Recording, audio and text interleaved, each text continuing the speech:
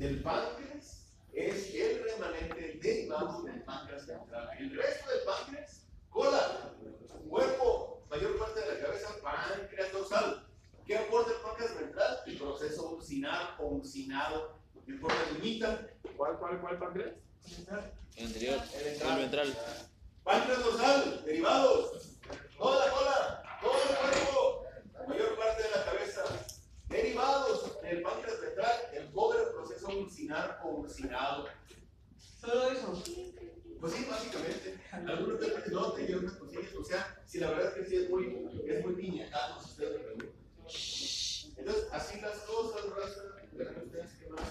Fíjense, el hígado, raza. Fíjense, fíjense, el intestino anterior, raza. Intestino anterior, bueno, fíjense. Ya decíamos que el intestino anterior es todo lo que está arriba de la mitad del duodeno, ¿sí o no? Sí. Intestino medio, desde este punto hasta la mitad del colon transverso, ¿sí o no? Sí. Todo lo que está caudal a este punto es el intestino posterior, ¿sí o no? Sí. Ah, bueno. Y arterias, ya me las dijeron ustedes. Tronco celíaco, mesentérico superior, mesentérica inferior. Pero verán ustedes, resulta que la primera rotación intestinal que ocurre, o la primera asa intestinal que jamás se forma, es el asa intestinal primitiva. Esta asa intestinal primitiva tiene que girar 180 grados. ¿Cuál es el eje que dirige esa rotación? La mesentérica superior. Es decir, la mesentérica superior, aparte de nutrir el intestino medio, también le sirve de eje para que este rote. ¿Queda claro? Muy bien. Ahora, verán ustedes, el intestino anterior tiene mesenterio, ventral y dorsal, mientras que el intestino medio solamente tiene mesenterio dorsal, el intestino posterior solamente tiene mesenterio dorsal. Entonces el único que tiene mesenterio ventral es el intestino anterior. ¿Queda claro? O sea, en otras palabras, el estómago está suspendido por delante y por detrás, porque es intestino anterior. Mientras que el resto, esta asa intestinal, está flotando hacia adentro y está fija hacia atrás, es decir, va de nuez. Intestino, digamos, las estructuras retroperitoneales se forman después cuando rotan todo el intestino. Pero, fíjense, ¿qué es el mesenterio? En el adulto, el mesenterio es esto. Las tripas no se encuentran flotando como una manguera, se encuentran fijas en la pared abdominal gracias al mesenterio. Resulta que durante el desarrollo embrionario, el intestino anterior tiene tanto mesenterio dorsal como mesenterio ventral, también. Entonces el intestino anterior tiene mesenterio dorsal y ventral, mientras que el intestino medio y posterior solamente tienen mesenterio dorsal nada más. Ustedes dirán, ¿qué doctor? ¿Y esto de qué nos importa? Nos importa por lo siguiente, raza. Resulta que el hígado se forma en el espesor del mesenterio ventral. Ese es el intestino anterior. Entonces tiene mesenterio dorsal y mesenterio ventral. Bueno, resulta que el hígado se forma en el espesor del mesenterio ventral. Y eso es importante, ¿por qué? Porque la protrusión del hígado en el mesenterio ventral va a formar el ligamento falciforme. El ligamento falciforme que mantiene unido, que divide el hígado en dos y que lo mantiene unido al frente anterior, se forma gracias a la protrusión del hígado en el mesenterio ventral. El ligamento falciforme del hígado. ¿Qué más es importante de esto? Bueno, recuerden, raza, que las asas intestinales deben de salirse en la semana 7, normalmente, y deben de regresar a la semana 9 o 10. ¿Cuáles?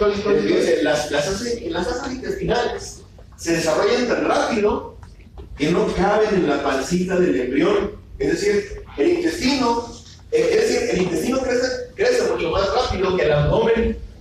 Eso hace que el intestino normalmente se salga al cordón umbilical en la semana 7 y regrese en la semana 9 o 10. ¿Te acuerdas de la canción de Vicente? De 7 a 9. Entonces, el intestino sale a noviar en la semana 7 y se devuelve la semana 9 o 10. Entonces lo dejan salir el intestino a noviar de 7 a 9, como cuando ustedes tenían un adolescente, de 7 a 9 nada más. Pues justo eso vamos, ¿por qué? Porque cuando el intestino no regresa, el condenado se queda afuera noviando. Tenemos el onfalocele.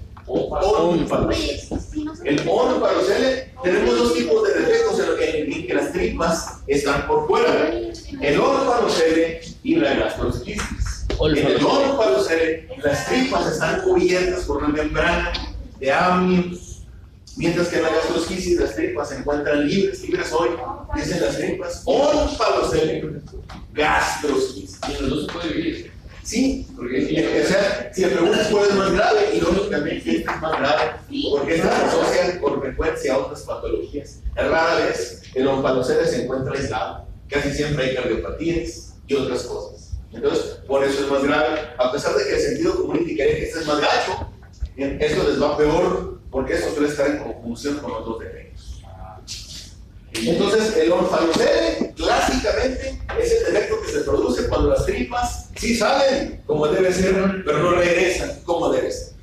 Es muy difícil porque Es complicadísimo, es extremadamente difícil. Son cirugías de 3 tiempos. Yo tengo conocido que así, suturas, y dicen que él nació así, cuando nació con las tripas de fuera. Ya. Entonces, ahí está, como los toreros. Así es, muy bien, muy bien. Fíjense. doctor, no dijo nada de lengua, sí. ¿De qué? De lengua, de lengua. De lengua, vamos a decir, lengua. Pues bien, la lengua, fíjense, lo que tienen que recordar es lo siguiente. Los 4 arcos faríngeos, 1, 2, 3, 4, aportan tejidos para la lengua. Yo recuerdo que ustedes que aquí se tienen por aquí una lengua. No, pero es la lengua. Pues sí, miren, lo que tienen que acordarse es lo siguiente. Lo más importante de la lengua es lo siguiente.